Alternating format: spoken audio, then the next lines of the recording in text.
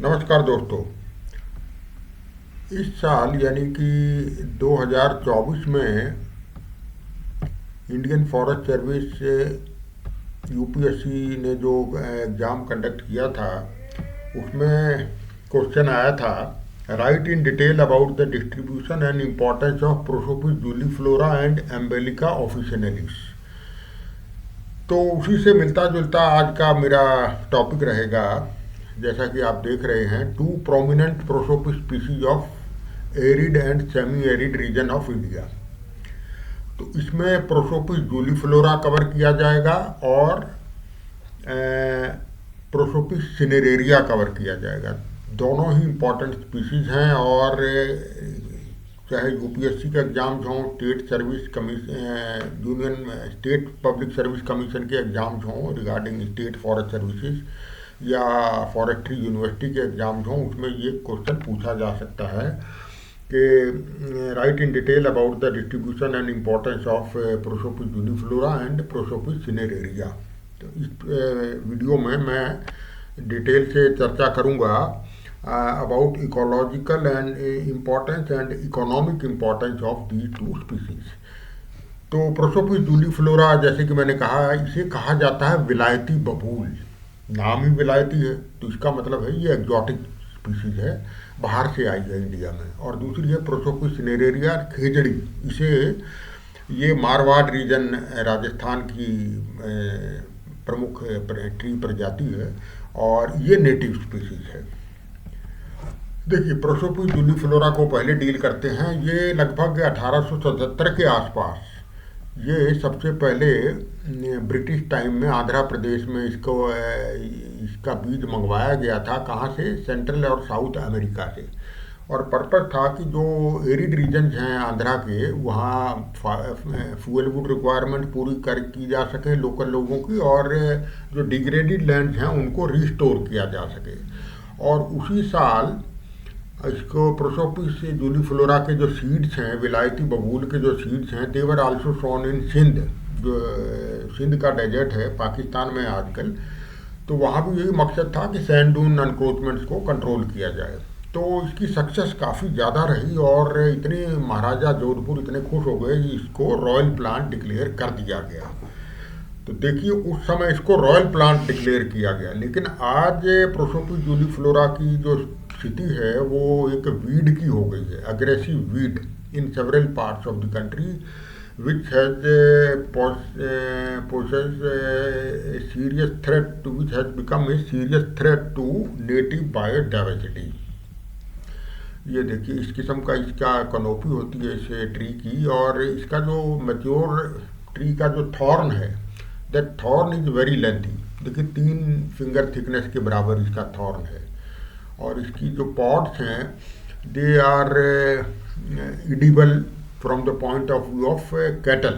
Live stock में आपका सीप एंड गोट और कैमल इसको काफ़ी खुश होकर के खाते हैं।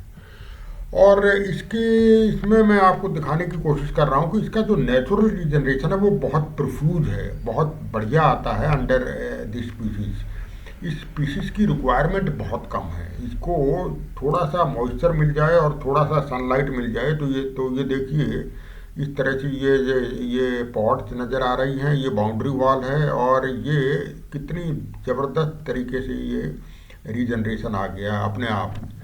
तो ये regeneration is no problem in this issue, in this species.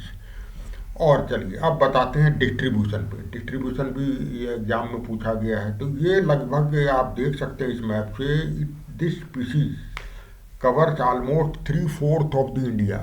केवल आप इसको छोड़ दीजिए Himalaya, J&K, HP and Uttarakhand, और इधर आप नॉर्थ ईस्ट को छोड़ दीजिए और वेस्टर्न घाट का पोर्शन छोड़ दीजिए। बाकी सारे इंडिया में ये पाया जाता है। तो आँख मीच के आप बोल सकते हैं कि more than 3/4 of the geographical area of India is covered by this species। देखिए, मेरे विचार से, जो मेरा प्रोफेशनल एक्सपीरियंस है फॉरेस्ट्री का 35-36 साल का, मैं कह सकता हूँ कि यूकलिप्टस और प्रोसोपिस जूलीफ्लोरा 2 ऐसी स्पीसीज हैं इंडिया में जो 3/4 से ज़्यादा जोग्राफिकल एरिया को कवर करती हैं। हालांकि यूकलिप्टस की प्रजातियां अलग अलग हैं डिफरेंट रीजन्स में, लेकिन जीनस यूकलिप्टस है। तो इसकी खासियत ये है प्रोसोपिस जूलीफ्लोरा की कि this species thrives in harsh conditions when no other tree species survive.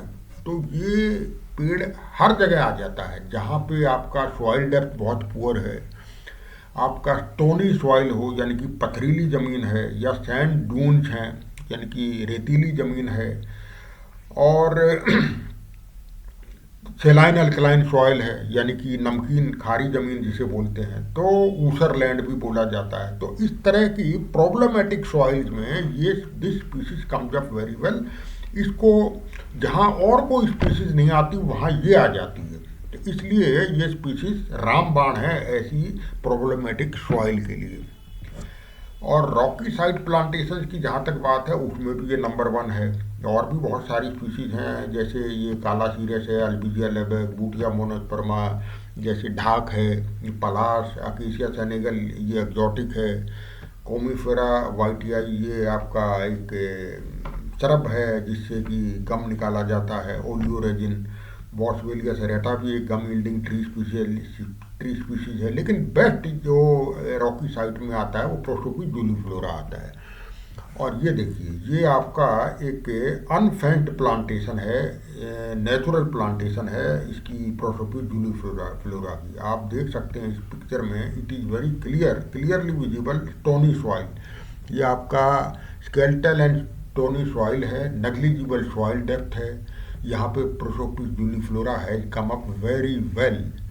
इसको इसमें कहा गया है कि ये इसको इन्वेडर बोला जाता है, वीड बोला जाता है, इसका पेनफुल थॉर्न होता है। लेकिन when it comes to such a highly degraded sites and difficult climate, it is the best bet performing the twin functions of meeting fuel wood demand and production of watershed।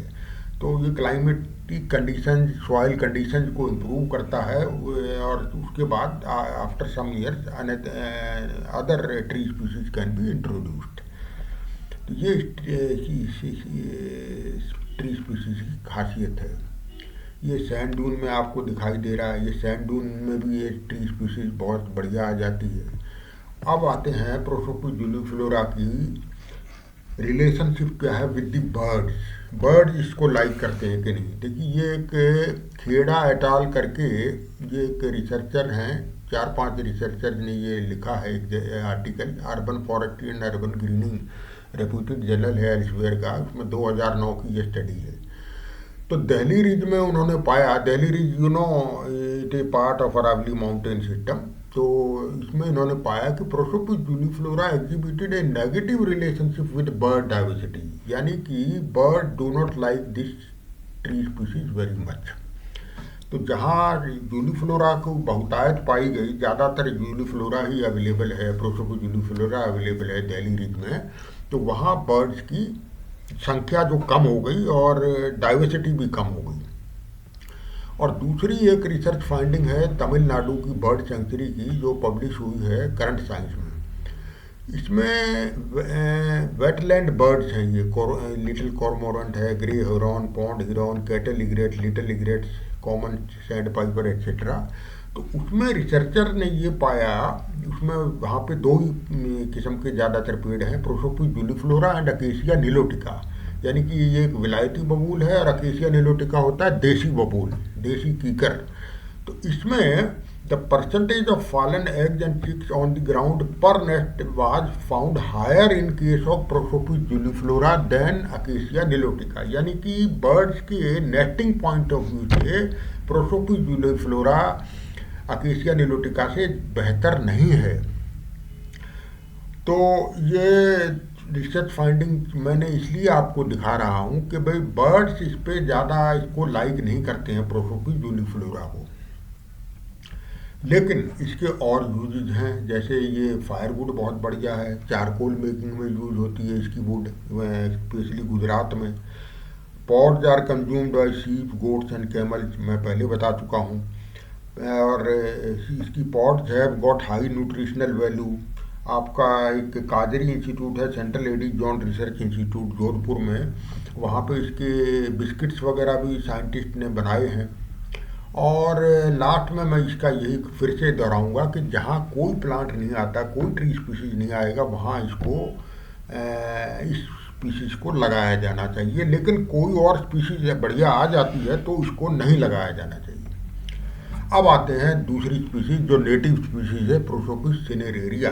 ये state tree है राजस्थान का और कल्प वृक्ष है Thar desert का। इसका distribution मैं आपको पहले बता देता हूँ। ये डिस्ट्रीब्यूशन इसका थार डेजर्ट जो मारवाड़ रीजन है राजस्थान का, और इसके अलावा पंजाब का कुछ पोर्शन थार डेजर्ट में आता है, हरियाणा का कुछ पोर्शन थार डेजर्ट में आता है, और गुजरात का कुछ पोर्शन थार डेजर्ट में आता है, और सिंध प्रोविनेंस ऑफ पाकिस्तान।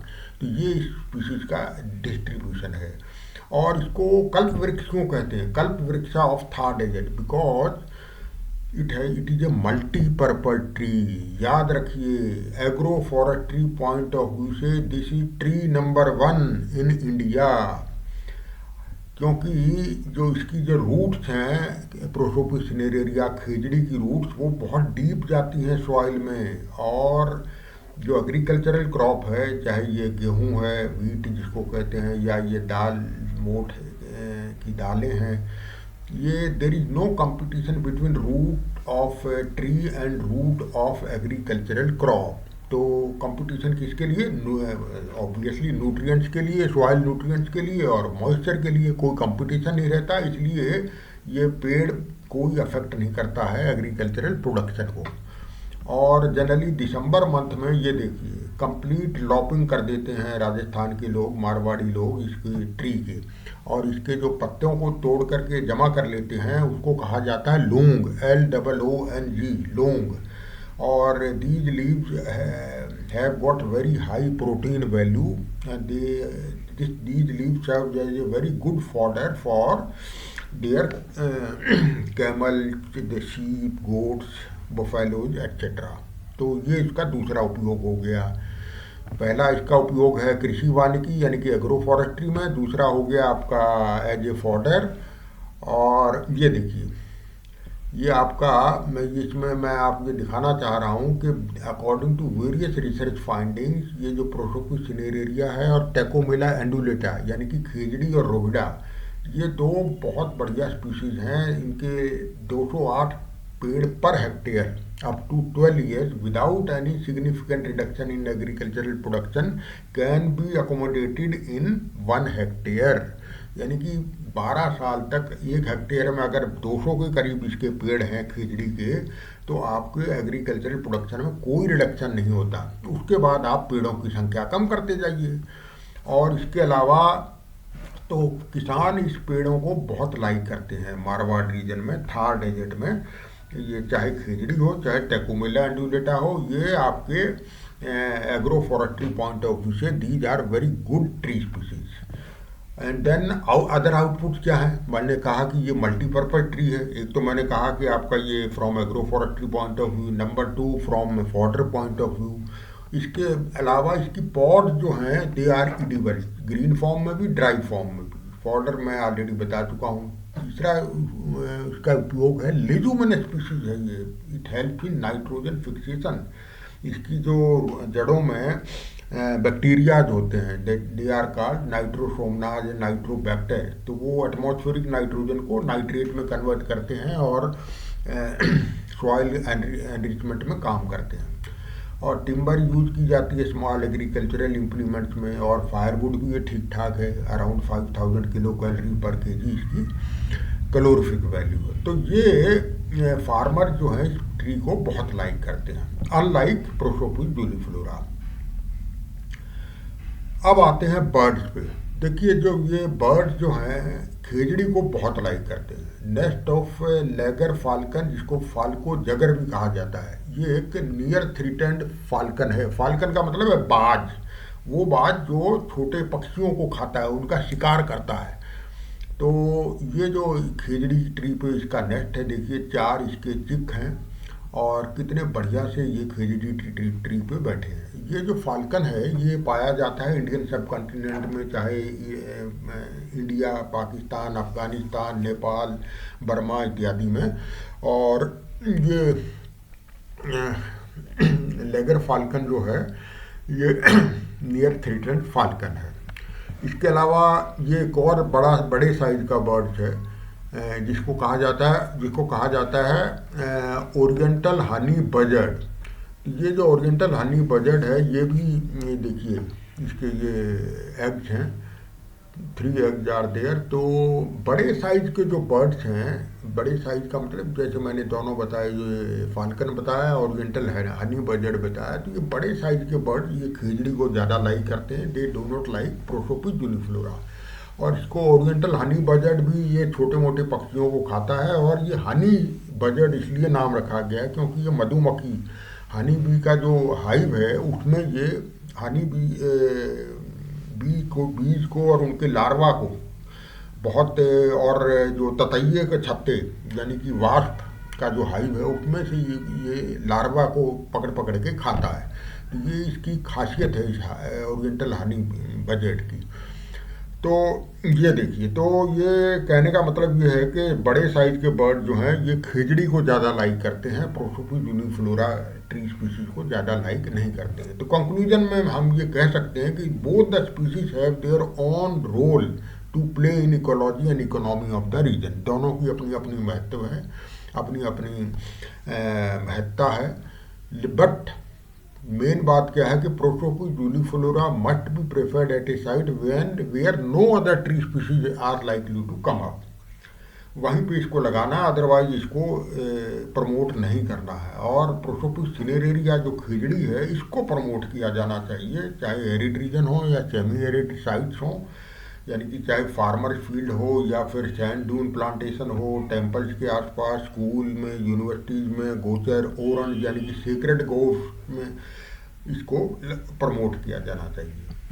और इस पे मैंने एक वीडियो बनाया हुआ है, यानी कि सर साठे रूख रहे तो भी सस्तो जान। आज से 300 साल पहले मैंने उस वीडियो में बताया हुआ है कि किस तरह से ये जो लेडी है अमृता देवी बिश्नोई ने अपनी 3 पुत्रियों और 363 other people, they sacrifice their life for the protection of this khejri tree in a village that is called khejri in Jodhpur district.